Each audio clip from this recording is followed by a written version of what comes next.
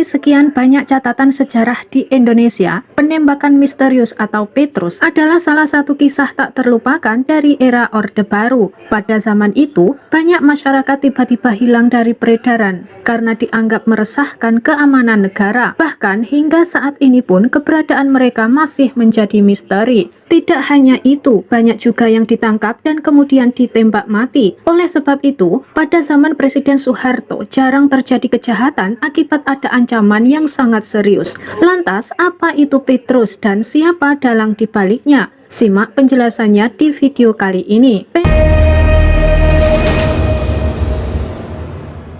Petrus atau penembakan misterius merupakan peristiwa kelam yang terjadi pada era Orde Baru, tepatnya di tahun 1983 hingga tahun 1985.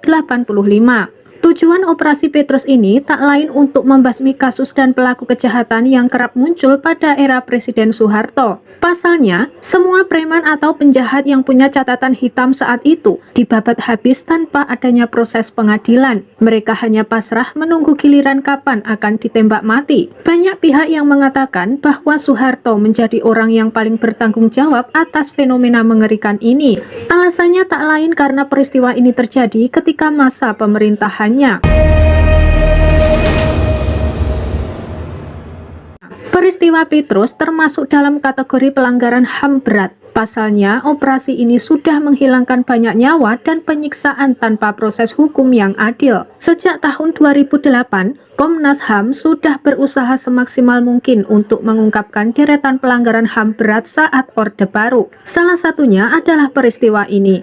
Menurut informasi, setidaknya terdapat 115 orang yang dianggap berkaitan dengan operasi Petrus. Semua itu terdiri dari 95 saksi, 2 saksi aparat sipil, 14 saksi korban, 2 purnawirawan TNI, dan 2 purnawirawan polisi. Namun, dalam penyelidikan ini, Komnas HAM mengalami jalan buntu lantaran penolakan dari purnawirawan TNI dan polisi dalam memberikan keterangan. Bukan hanya itu saja, korban pun mendapat teror saat ingin memberikan keterangan pada Komnas HAM. Hingga saat ini masih belum diketahui siapa dalang di balik operasi ini. Maka dari itu dinamakan penembakan misterius atau Petrus. Namun menguat desas-desus pelaku di balik peristiwa ini tak lain adalah Presiden Soeharto.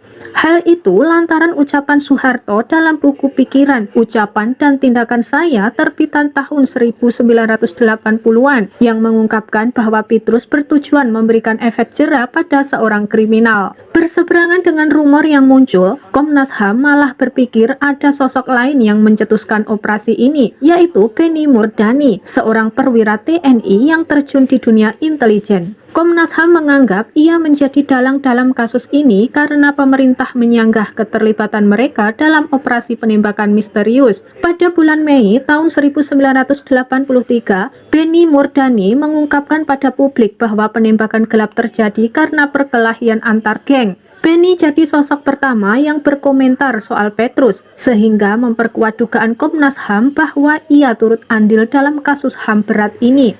Sayangnya, Komnas HAM gagal memeriksa Benny karena sedang sakit dan akhirnya meninggal dunia pada tanggal 29 Agustus tahun 2004. Begitulah sejarah Petrus alias penembakan misterius pada zaman pemerintahan Presiden Soeharto. Semoga saja kebenaran terhadap kasus ini cepat terungkap.